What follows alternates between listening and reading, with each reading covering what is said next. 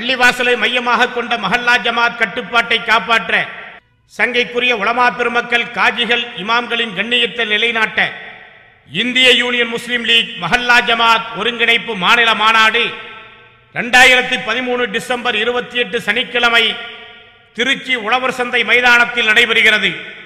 அன்று பிற்பகல் 3 மணிக்கு பயங்கரவாதத்தை எதிர்த்தும் சமூக நல்லிணக்கத்தை வலியுறுத்தியும் இளம்பிறை எழுச்சி பேரணி நடைபெறுகிறது.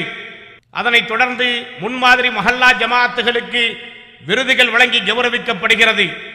இரவு நடைபெறும் அரசியல் விழிப்புணர்வு மாநாட்டில் அகில இந்திய தலைவர்கள், அறிஞர் பெருமக்கள், சமுதாய புரவலர்கள், சன்மார்க்க பெருந்தகைகள் உரையாற்றுகின்றனர்.